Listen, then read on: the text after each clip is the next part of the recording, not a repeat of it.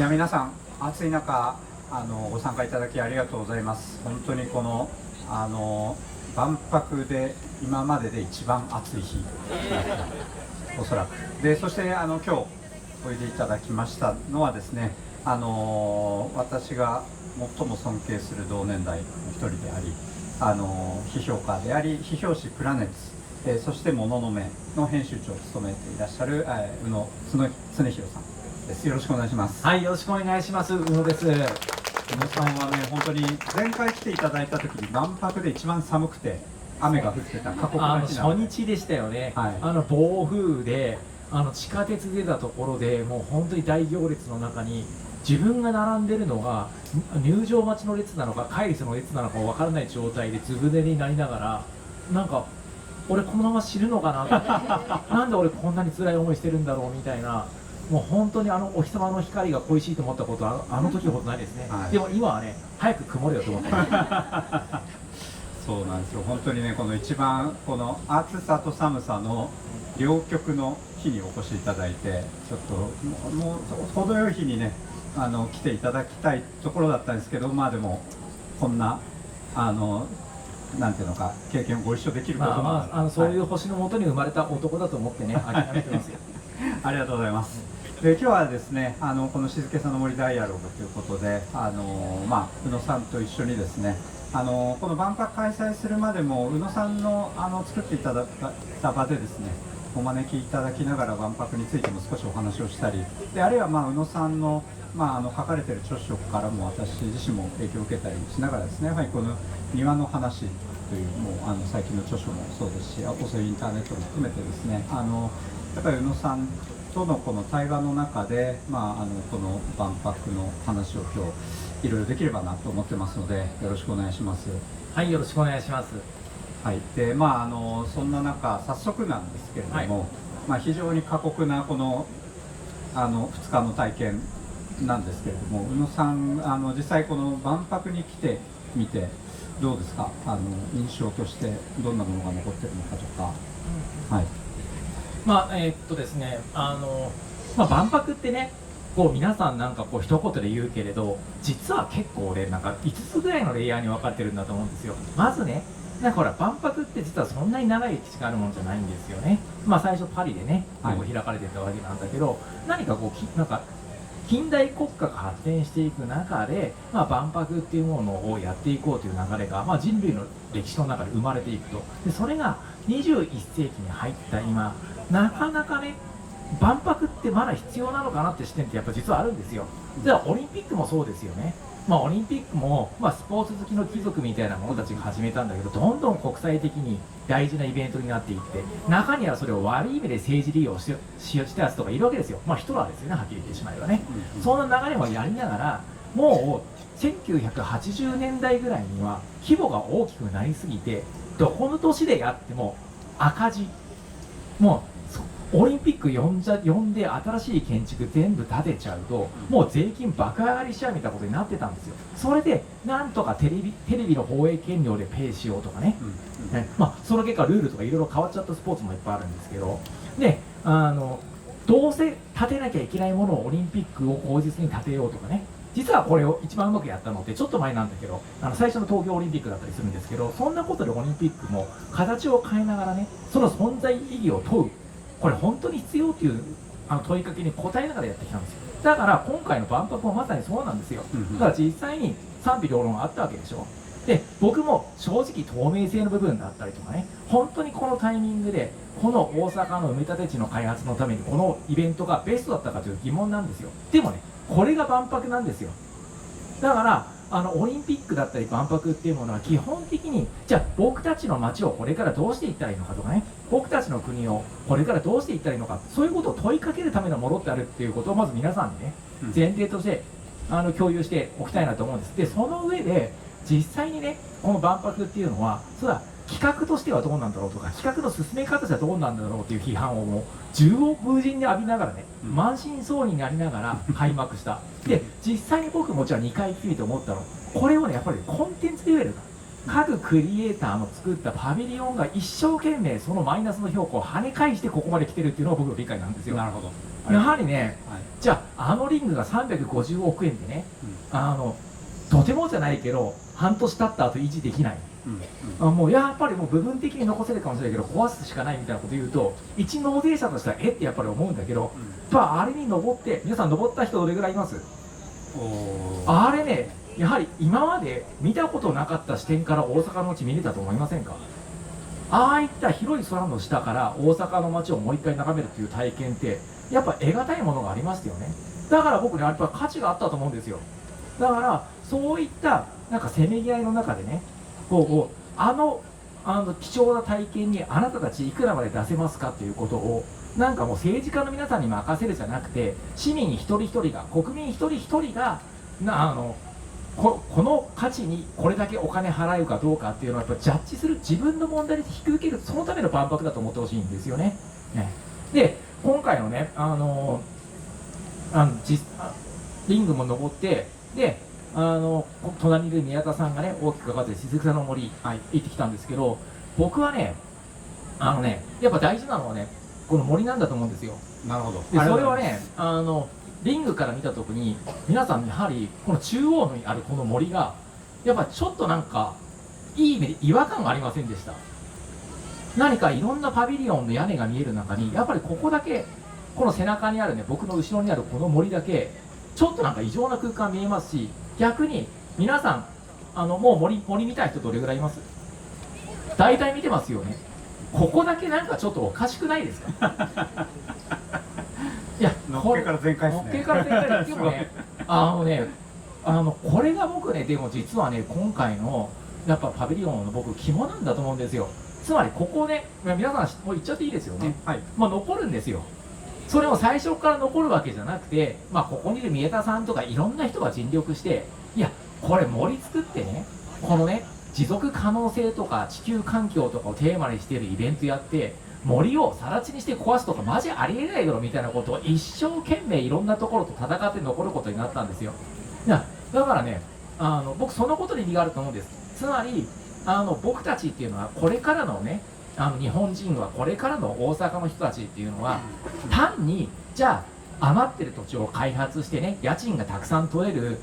施設をどんどん作るんじゃなくて、市民にとって価値のある、それこそ市民の QOL を上げていくための場所っていうのをちゃんと税金使って残していくんだっていう、その象徴に多分なるんだと思うんですよね。だから僕はやはりこの静けさの森っていうのがやっぱ残ることですごく意味があると思うし、逆に何か冒頭から僕が喋ったね、何か国威発揚としてのオリンピックなり万博なりっていうのをやればいいっていうモードじゃもうないわけなんですよ。その中でじゃあ何が残せるかってことが今逆に問われていく中で、何か万博をやるっていうことは何か財産をその土地の人に残すんだ、オリンピックをやるっていうことはその土地に暮らす人のためにずっと残る財産を残すことなんだっていう、そういうコンセンサスをだんだん世界中の人が分かってきてるんですよ今で。その日本における多分最初の象徴がね、ここの静けさの森になるといいなと思ってるんです。それなんでかっていうと、僕がもう20年ぐらい東京で暮らしてるからなんですよ。本当は東京オリンピックでこういうことやってほしかったんですね。でも、コロナの問題とかもいろいろあってね、あれもね、何者で呼んだ割には気がついたらもううっかり呼んじゃったオリンピックのダメージコントロールですよはっきり言ってしまうと予算の押し付け合い、国家と自治体のね、で挙句の果てにコロナでやるやらないの話で揉めて無理やりやったけど盛り上がらなかった、あれはやはり一東京都民として悔しかったんですよね。だからそのね東京の敵を大阪で取るじゃないけれどやはりこの関西のねちょっと東京とは違った歴史を持って文脈を持つところでちゃんと単にね派手なイベントを打ち上げればいいんだと。そうすることによって没落する日本をね派手なイベントやってごまかそうっていうイベントなのが最悪なんですよ。そうじゃないんだと。で一見そのなんか派手な花火をぶち上げて没落する日本っていうのをごまかそうっていう人たちは確かにいるんだと思うんです。でもそういった人たちのなんかこう欲望っていうのを逆手にとってね、いやこれからの日本っていうのはそうじゃなくてちゃんとこういった長期的な歴史的な視野を持って残すべき価値を残していこうっていうことをこの万博に関わっている人たちは何人もそういうことを考えている人が特にクリエイター周辺には多いんですよ。そういった人たちのなんかこう一つのね成果の結晶が僕はもう静かな森だと思っていて、僕はこの先ね、万博はあと2、3ヶ月で終わります。終わった後にこの森をどういうふうに生かしていくのか、でそのことによってこの大阪という街がどういうふうに変わっていくのか、ここに一番のポイントがあるんじゃないかなっていうのがとりあえず僕の感想です。長くてすみませんでした。ありがとうございます。ありがとうございます。素晴らしい。いやー、もうのっけからフルスロットルで、宮田さん本人が若干言いづらいというところもあると思うので代弁させていただきました。いや、ありがとうございます。なんかすごい熱い応援演説をいただいたような、エールを送っていただいたような、すごく本当に宇野さんのとの対話の中でこう考えてきたことをこう一気にこうおっしゃっていただいた、すごいなんていうのかなんでしょうね、身が引き締まりますね。で、さっき実はリンゴを一緒に歩いてきた時に、宇野さんにこの宮田のこの後の重要な仕事、力入れてる仕事は何ですかって聞かれてですね、森のことだな改めて、新しく作る大学のこともあるんですが、この森をどうするかっていうところのやっぱりこうビジョンをより具体化し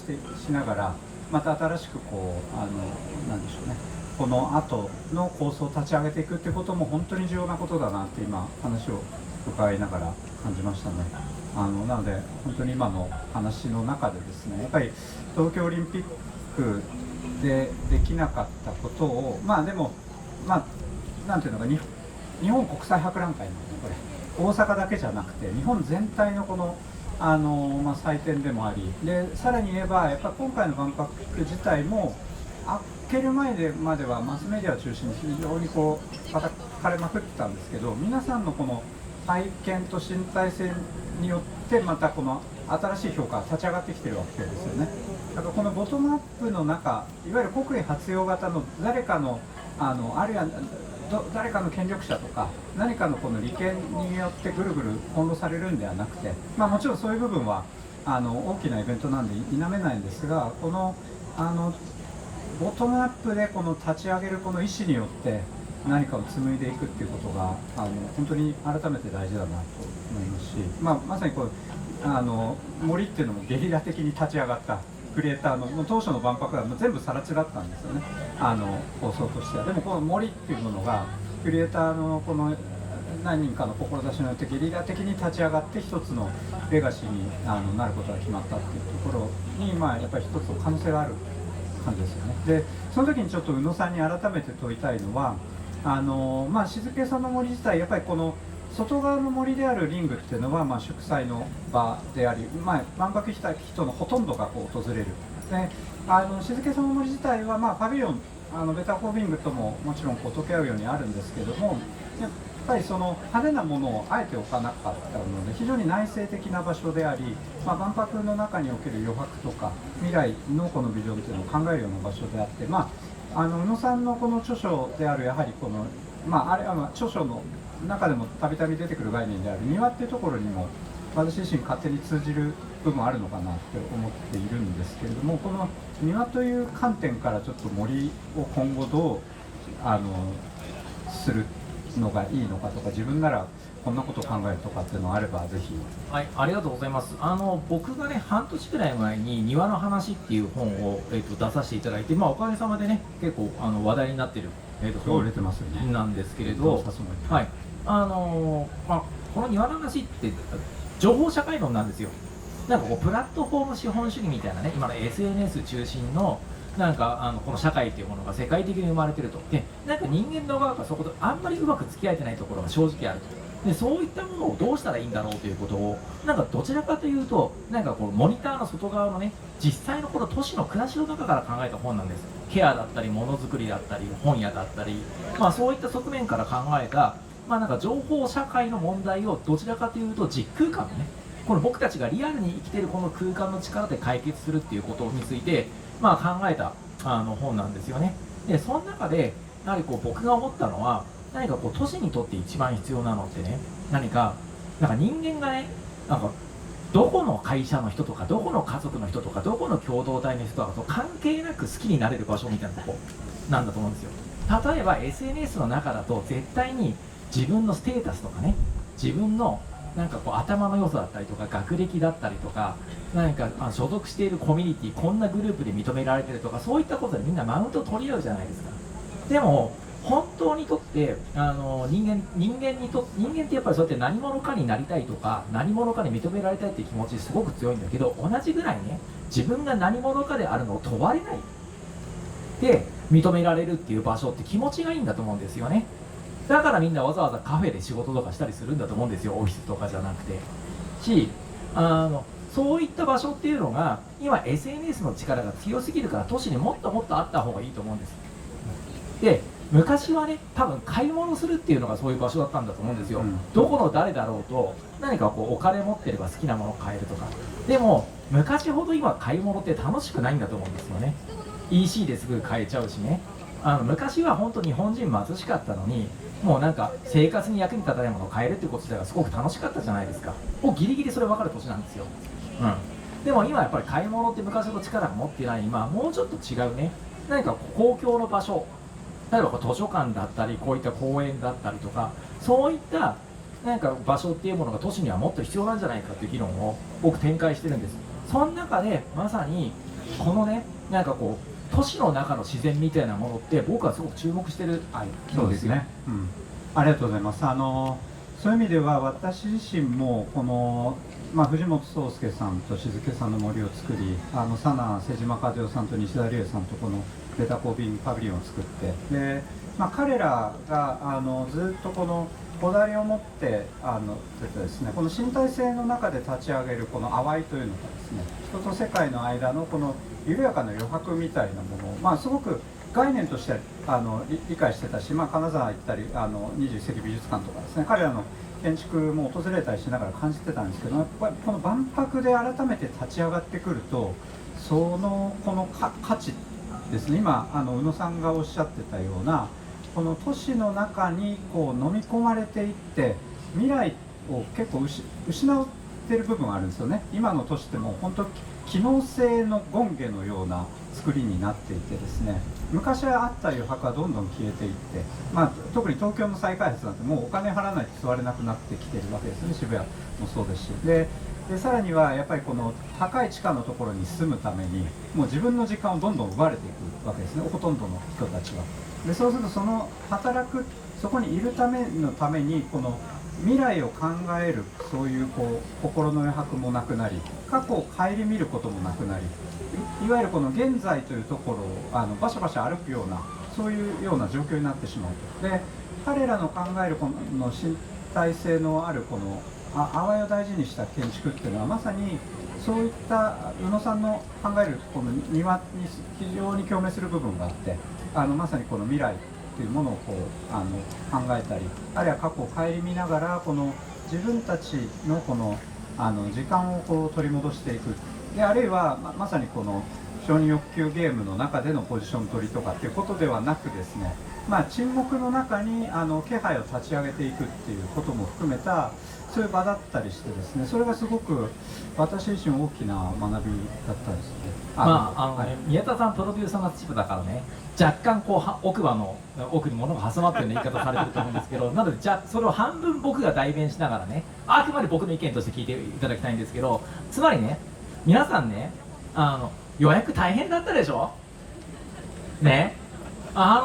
やっぱり万博って言っておきながら、もう基本的には一番大事なのってアプリの予約競争ゲームだったりするんですよ。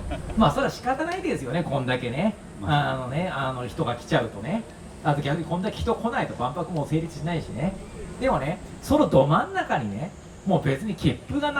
入場券さえあればもう関係なく、もうやっぱりいい森って作んなきゃダメなんですよ。もう自然の森って本当ね、人が立ち寄れない何かとかになっちゃいますからね。東北でもベアとかで大変なことになってるじゃないですか。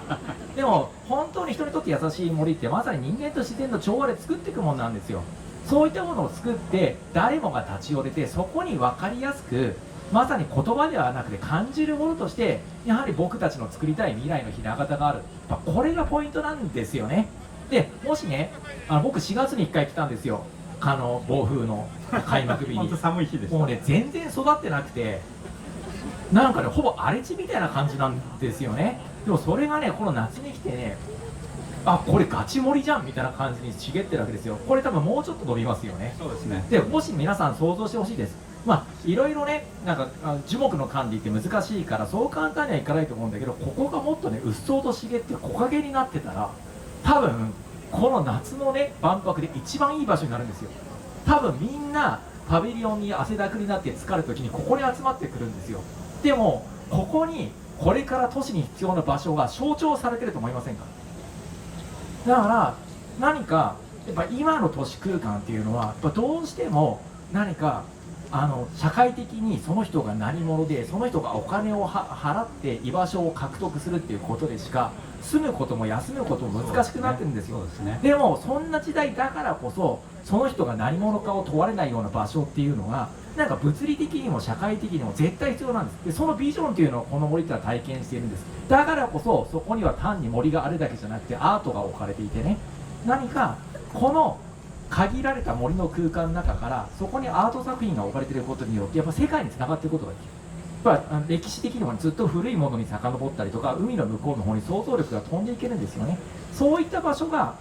点在しているのがこれからの都市として必要なんじゃないかっていう多分強烈なメッセージがあるんですよ。だから僕はさっきオリンピックも万博もねレガシー遺産が大事だって話をしましたよね。この万博が成功するか失敗するかってはっきり言うとこの静けさの森がこの後どう使われるかにかかってるんです。いや僕本当にそう思ってるんですよ。はい、ありがとうございます。もうすっごい強力なエールですね。ぜひ宇野さんも一緒に考えましょう。いや本当に、はい、ここからもぜひなんか対話できればと思うんですけど、でも私自身が言語化していたものと違う角度でやっぱり宇野さんの言葉として今立ち上がってくるとやっぱりまた新しいインスピレーションが立ち上がるなっていう感じがありますし、でそこになんか宇野さんの強烈なこの意志も感じるので、いやだってねすごいみんなねここいい場所でしょ。これがね半年後にカジノしかなくなったら嫌じゃないですか。いやいいんですよ、カジノはカジノでね。やっぱ観光集客できればね、なんか盛り上がれば好きな人もいるだろうしね。でもねなんかこうそのことをうまく使ってね、その予算だったりとかそのなんか行政リソースっていうのをうまく使ってやはりこの僕はね大阪これ300万都市ですよね、はいはい、この先ねこういう何百万の大都市ってアジアにどんどん増えていくんですよ、特に沿岸部に、でその中でじゃあこの300万ぐらいの規模の大都市っていうのをどういうふうに作り上げていくかっていうことをこの大阪という街がねある種の課題先進都市としてねビジョンを出していくってことですごく意味があるんですよ。だからこの先増えていく人口とかを養っていくためにね、もちろん産業廃棄物をね埋め立てる場所としてこういう更地っていうのが多分世界中にできていくんです。そこをねなんかねとりあえず床面積を家賃に換金できるところにしようっていうだけじゃあまりにももったいない。みんなそれは分かってるんですよ。分かってるけどどうしていいか分かんないからみんなここで実験してるんです。だからそれをねやはりねなんかここに来てねこの森がいいと思った皆さんはね一人一人がやっぱり自分のね課題として持ち帰ってもらえたらいいなって僕思うんですよね。ありがとうございます。まさにその自分の課題っていうところもやっぱ今回の本質の一つだし、ちょっと宇野さんの話を聞いてハッとした部分はあるんですけど、やっぱリングの問題もなんか誰かなんか府とか市とか政治家が決める話みたいに なってるけど、万博に来てあれがいいと思ったのであればやっぱそこに対しての意思表明することも含めて、アクションであるということにもつながってくるということですよね。なんかやっぱ何を持ち帰るかなんと思うんですよね。で残念ながらやっぱりここのエリアっていうのはそんなに大阪の市街地からアクセスがいいわけじゃない、地下鉄通ってだいぶ変わりましたけどね、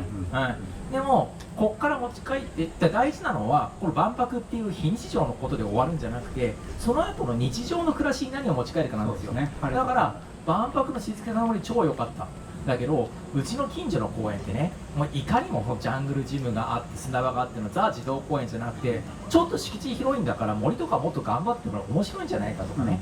でこういった空間があるだけで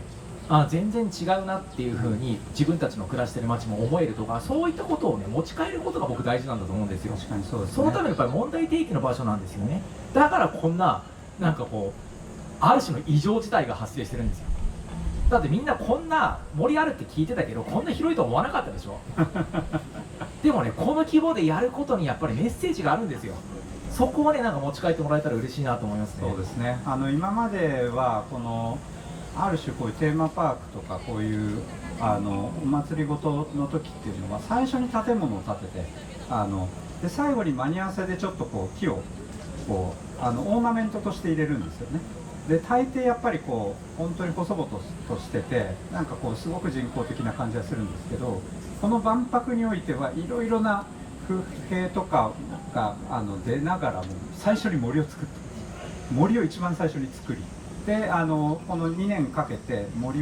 がより素敵になるような形で一つのこの木々と対話をしながらこの生態系を整えていったっていうところにやっぱり実はかなり重要なメッセージがある。いやこれね強烈な確信があるんだと思うんですよね。都市には街には僕たちの日常の空間には、もう何の目的も持たない場所があった方がむしろいいんだと、役に立たない場所ですよ。立つか立たないから言ったら、日差しを遮るぐらいのねことはあるし、一部の昆虫マニアとか役に立つかもしれないけど基本役に立たない場所なんですよ。でもその役に立たない場所だからこそ、それが何か特別な社会的ステータスを持たないとかね、フラッとやってきた人の居場所になる、これが街の豊かさなんじゃないかっていうメッセージが、実は僕はこの静草の森から感じる一番強いメッセージなんですね。まさにおっしゃる通りでやっぱりこれまでの万博っていうのは宇野さんが最初におっしゃっていただいた産業革命によって世界が経済に飲み込まれていく最中におけるある種技術の祭典だったりとか、あるいはその新しい経済を見せるためのショーケースだったんですよね。でもこういうもう時代ではないと、この経済合理性の中に飲み込まれない、あるいはその上に成立しているような承認欲求ゲームの中ではない、ある種余白であり、あるいはだからこそこのそれぞれのこの身体性から未来へのこの気配を立ち上げるようなそういう場所がやっぱりないと、ただただこの合理性の中にこの丸ごとその人の人生も含めて飲み込まれちゃうようになるので、やっぱそこを変えなくてはいけない。でその象徴としてのこのつながり生態系だったんですね。でやはりこう数十年前から未来都市のビジョンみたいないろいろな SF とか時代交渉で出してくるんですけど、圧倒的にやっぱりもう違うなって私自身も思ってるのは緑がないです。多くの SF があるいは逆に緑に飲み込まれちゃって文明が終わってるか、緑が全くないかのブレードランナーかナウシカかの2択みたいなね。本当そうなんです。ぶっちゃけどっちも住みたくないんですけど、そうなんです。ナウシカがいいかって言ったらあれはもう完全に滅びかけてますからね。そうですね。でやっぱりこの森を立ち上げる時もいろいろな専門家と本当にどういう森がそしてさらにやっぱ神の森論者がいるわけですよね。ナウシカ的な、もう人は何もしてはいけないみたいなそういう人たちもいるんですけど、ただ人もすでに生態系の一部なんだと、人も含めて一緒に森を作っていって、これは森でもあり私たちのつながりでもあるので、やっぱりそれはなんていうのか、人間が飲み込まれるだけの自然でもなく、そうですよ、秋田とか大変なことになってますでコントロールする完全な人工的なものではなく、メタルコーリズムとかその先にあるんですけど、今回はやっぱりこの共鳴という言葉を使ってるんですが、この自然とも人と他の命もある種フラットな中で、響き合う中でどう未来の気配を立ち上げるのかっていう、その問いをここに置きたいんだっていう。でこれがやっぱり宇野さんおっしゃっていただいているようなことの私が考える一つのアプローチですね。ポイント2つあると思っててね、みんなねこれからのなんかこう公共空間に必要なものっていうと、大体みんなね話し合いの場所を持ちましょうとかね、タウンミーティング一生やりましょうみたいなこととかもね考えるんですよ。地域の祭りにもっと若者呼ぼうとかね。でもねそういうのももちろん大事かもしれないけど、僕はちょっと違うんだと思うんですよね。でそれって結局なんかそういったなんか社会問題とかに好きな人が集まってね、自分意識高いっていう気持ちになってなんかちょっと満足して帰るみたいなもの、新しいマウンティングの場合になっちゃう、そうなりがちなんですけど、そういうことじゃなくてね、なんかこうもう単にそこにいるだけで、そこの住民だろうが観光客だろうがね、なんか隣町からフラッとやってきただろうが、そこにいるだけでちょっと気持ちがいいとか、そういった場所の方が僕はね実は作ることの方が大事なんだと思ってるんですよ。でこれが1個と、もう1個はね、やはりねなんかこのこの万博っていうものをこう内側から変えていく運動なんだと思うんですよね。でじゃあ予約競争に、アプリケーションの上の予約競争に敗北しましたと。でももう新幹線と宿は取ってるから万博行きますと。そういった人もこのリングに登って森に来たら、それだけで街に対しての見方が変わるとかね、まずもうそれだけが単純にリングを歩くことや森を歩くことが気持ちのいい体験で、かつそれが何かこう自分の暮らし方とか街に対しての見方が変わるような体験になってればそれでいいじゃないかっていう、多分そこの突破口を見つけ出す生まれ始めてるのは僕はこの万博なんだと思うんですよ。なるほど。そうだからもう展示物なんて究極的に見なくていいんだと。いや、それ見た方が楽しいですよ、せっかく来てんだからね。ぶっちゃけね、僕もさっきガンダム見てきました。すごい良かったですよ。ガンダム最高でしたね。最高でしたね。でも良かったんですけど、でもそういうんじゃないんだと。それって別に万博じゃなくてもできることなんだと。万博で本当にできなきゃいけないのは、やはりこう都市の未来というものを考えることで、それがもうこのリングを歩くこと、リングを歩いて今まではなかった視点でこの300万都市を眺めること、そしてこの都市のど真ん中に森が出現するっていう異常な体験を扱うこと、味わうこと、この2つだけで僕いいんだと思うんですよ。なるほど。でもこの2つの特別な体験で成立する万博を作るっていうことは一つの僕は勝利条件だと思うんですね。なるほど、なるほど。ありがとうございます。いや本当に宇野さんの視点から語っていただくとまたなんか新しい発見ありますね。で僕もやっぱり宇野さんの庭の話を読んで本当にその通りだなって思ってですね、この余白であり目的に支配されない場所で、かつまさにこう藤本さんの建築の最初って彼実は精神科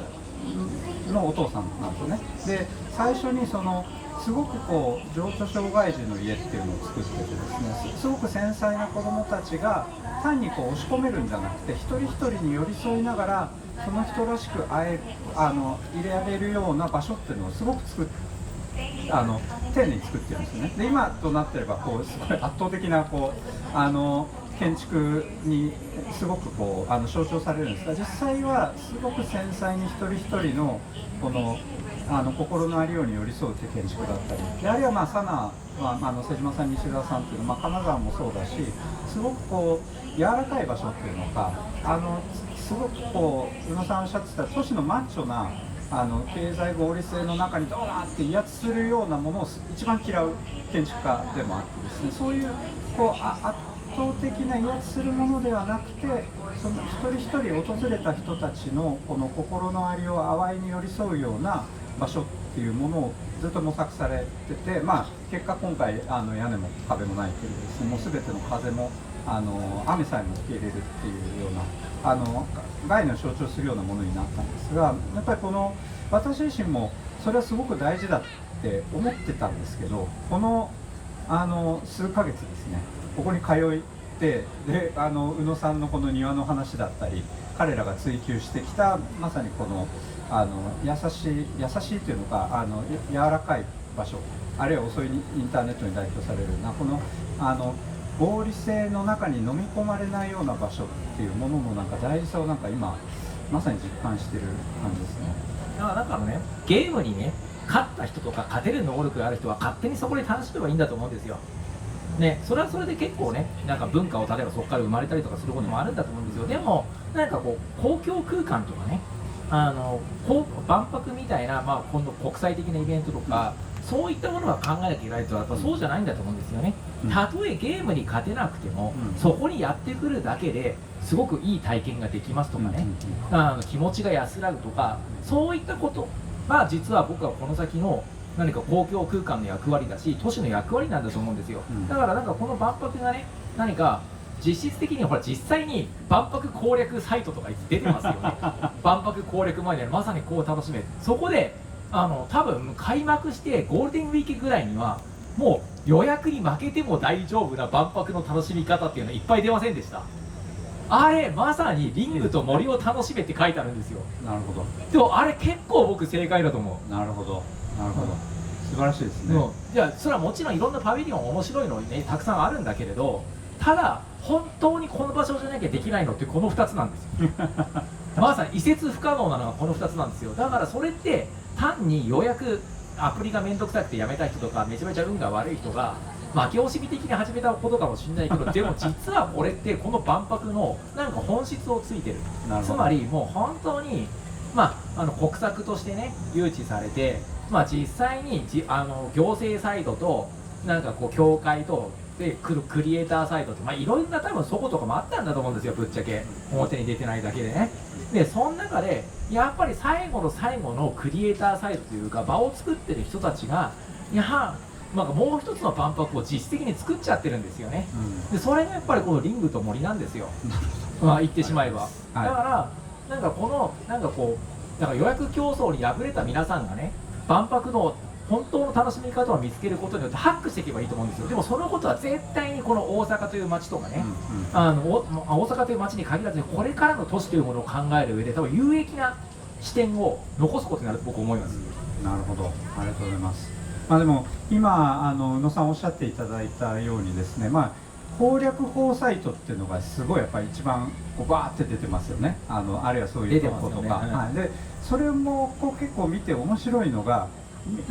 なんか70年万博をみんなが思い出した時に月の石とか人間洗濯機とか、結構見どころが固まってて、であるいは直近の他の万博とかもやっぱ空いてる全然人がいないところと人気のところってバキッて分かれちゃってたんですけど、今回どこもいっぱいだし、それはなし崩し的にっていうこともあるんですけど、攻略どれがいいっていうのも結構ばらけてるんですよね。皆さんなんかで私たちもいろいろな外部の専門家と協力しながらデータも取ってるんですけど、なんかどれが強烈、今宇野さんおっしゃってたようにリングと森っていうのは本当にありがたい限りなんですけども、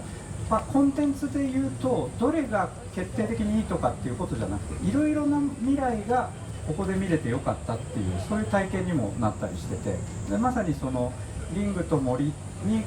まれ包まれている中でいろいろな未来に触れたっていう体験がなんかこの万博の一つのハイライトになっていくのかなっていう気がしてます。僕ね同じ夢を見なくていいってことなんだと思うんですよね。やはり今ほらオリンピックが存在意義を今問われ始めてるのって別に知り合いでもないのに同じ日本人だから活躍してるのが嬉しいと思わない人ってやっぱ増えてるじゃないですか、じゃあ俺大谷と友達だったら超嬉しいけどいや別になみたいな人ってやっぱ多い。実は僕もそのタイプなんですよ。ただスポーツ関連好きなんでゲーム見るの好きなんでねすごい見るのが好きなんですけど、あんまりそういうなんか日本人の活躍にわーって盛り上がるとかないんですよね、でもねなんかだからこの先っていうのはもうみんなバラバラの夢を見ていていいんだと、バラバラの夢を見ていていいんだけどこのスケールがないとできないことあるよねとかね、そうですね、そうですね。そういった方向にやっぱり考えをやっぱ変えていくっていうことが僕はなんかこの先の社会っていうののビジョンにもね変わっていくんだと思うんですよ。昔やっぱり社会って言ったらみんなで同じ夢を見ようだったと思うんですよね、なんか日本を盛り上げていこうとかね、高度成長に向かって頑張っていこうとかね、何々民族は最高だから他の国侵略してやれとかね、いろいろもうすでに問題も起きたわけなんだけど、こっから先っていうのはね、なんかむしろみんながバラバラの夢を安心して見られるための環境ってどういうものだろうっていうことが多分社会の一番大きい約束行動になっていくんだと思うんですよ。いや、おっしゃるとですね。私も実はオリンピックは全く関わらなかったんですけども、端っこで言ってたことの一つが本来もう多言語翻訳が来てるんだから、もう日本人有名選手をもちろん応援すること自体は何の日もないし、そうすればいいんですけど、別に海外のある人のこのエピソードに心を打たれて、で多言語翻訳を駆使しながらみんなで盛り上がってもいいはずですよね。いろいろな人のいろいろな夢に乗れると。だから日本はもうこのコースでっていうなんか決まったこことこことこれを見てとかっていうもう時代じゃ本来なくてよかったんだけども、いろいろな政治的要因も含めてコロナ禍における誤算とかも含めて、全くそうならなかったんですよね、前回のオリンピックは。で、そこでちょっとできなかったことの一つとして、まさにいろいろな夢を見るっていう、あるいはいろいろな夢に触れながら自分の夢を考えるっていうことがこの場所でできているし、まさにその夢を考える内省的な場所がこの静けさの森なんじゃないかなっていう、いろいろな夢に熱狂する俯瞰的な場所がリングであるとすれば、森っていうのはまさにちょっと自分自身のこの大事にするものとか、少しそこからその熱狂から少し距離を取りながらこの目的なくこう過ごすというのか、だからそういう今回この2つの二重構造の中にいろいろな体験があるっていうところが、一つキーかなっていうふうに思います。森を歩くっていうのはね、何か実は視界が遮られるってことなんですよね。目が利かなくなる、遠くまで。なるほど。でそんなで目が利かなくなるからこそ、やっぱり聴覚が敏感になるし、僕ね虫が好きでよく森入るんですよ。でやっぱ森の中で目利かないから、カブトムシとか探すにはやっぱ匂いからですね、樹液で、次は羽音。カブトムシはあんまり飛ばないんだけど、蜂とかね、そういった樹液が出てるところで羽音がいっぱいするんで、そこで探すんですよね。それと同じように、やはり静けさの森って視界が利かないからこそ、そこにある、動植物の豊かさだったりとか、そこに隠れてるアートっていうものでね、結構皆さん敏感になってくると思うんですよ。だからそれって何か自分にとって大切なものとかね、自分にとって気になるものっていうのは多分見つけていくっていう、そういう空間になってるんだと思うんですよね。対してやっぱりリングっていうのは、何かそういった人がそれぞれの夢を追求できるような場所ってあるんだと。これってね、なんかやっぱりグローバリゼーションという言葉が輝いてた頃のね、トランプやブレグジットが出てきて、むしろそのアレルギー反応のせいで戦争がどんどん起こっていくっていう時代になる前に、僕たちが見ていた夢の結晶なんだと思うんですよ。なるほど。だから何かいろいろアレルギー反応もあって問題もあって格差も生んでるんだけど、やっぱり多文化主義とかね、グローバリゼーションプラス多文化主義の夢ってやっぱりなんだかんだで追いかけたいよねっていうメッセージが多分リングからのリングはそうですね、視点なんですよ。でそこでそれと対になる形でやっぱり静けさの森のね、自分自身の夢をやっぱり見つけられる空間っていうのが都市には必要なんだっていう、この2つのメッセージが僕は万博をね上と下から支えてると思うんですよね。なるほど、ありがとうございます。まさに宇野さんも宇野書店というものをオープンそろそろされるんですか？そうですね、東京の話で申し訳ないんですけどね、8月1日に東京の大塚っていうすごく不細工な街があって山手線の中でもトップクラスに行けてない街があってそこの北口に宇野書店っていうね、僕のプロデュースする本屋がオープンするんですよ。で6000冊ぐらい本があって、全部僕が選んでるんで全く偏ってるんですよ。偏りきってますね。もう本当に僕の趣味とエゴだけが詰まった6000冊なんですけれど、すごい素敵でしたけどね。でもそのせいでね、多分他の本屋にないものいっぱいあるんですよ。今やはりどこの本屋行っても Amazon のランキング順並んでるんじゃないですか。だからそういった偏った書店が1個ある中で、大塚っていう街の多様性があるんだと思うんですよね。だからなんかこれからはね、そうやって何か自分みたいな偏った個人的な空間なんだけど、それがまさに庭ですよね。個人的な場所っていうのが公共に開かれてる、オープンされてる、そういったものがたくさん街に生まれることによって、僕は街全体の多様性が上がっていくと思ってるんですよ。なので僕自身のね一つのね実践として、やっぱこんな偉そうなこと言っててね、お前何もやってねえじゃんっていうのはちょっとかっこ悪いじゃないですか。だから8月に宇野書店という商店を今度オープンしようと思ってます。東京にね遊びに来る機会があったらぜひとも来てください。まさに今宇野さんと対話させていただいたこの未来に向けてどう歩むのかっていうその問いを、宇野さん自身がまさにいい意味でお互いですけど愚直にその未来のこの一歩を歩んでいこうっていうそういうチャレンジ。そうですよね。今やはりね二択に分かれててね、実際に手を汚してなんか賭けのあることをやってる人と、それを横から冷やかして自分を賢く見せようとしてる人に二分されてるんですよね。やっぱりね単に冷やかしてるだけの人にはなりたくないなっていうのは正直ありますよね。しかも私自身は医療だったりいろいろなまちづくりとか学業の実践家でもあるんですが、宇野さんはやっぱり批評というすごくなんでしょうね、より繊細な立ち位置じゃないですか。ある種鋭く社会を見る以上自分自身が関わるものが多いと、それが時に攻撃される要素にもなり得るので、この実践をするっていうことのこのハードルって他のなんていうのか専門家だったりこの立場よりもはるかに高いはずなんですけれども、ただその立場からこのチャレンジをするってことが本当にすごい素晴らしいな。でもね、それは宮田さんも同じだと思っててね、宮田さんもねこの人の能力をもってすればね、大学で偉くなることなんてもっと簡単だったはずなんですよ。いや本当の真面目な話でもね、やはりそれをねまさにこういった万博のプロデュースだったりとかね、もう全然ね、もう岐阜の山奥に謎の大学を作るとかねもうこれ余計なことばっかりやってる人なんですよ逆に言うと。でもね、それをねやってみたくなるんですよ。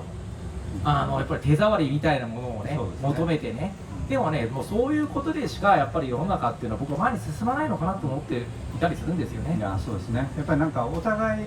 なんとか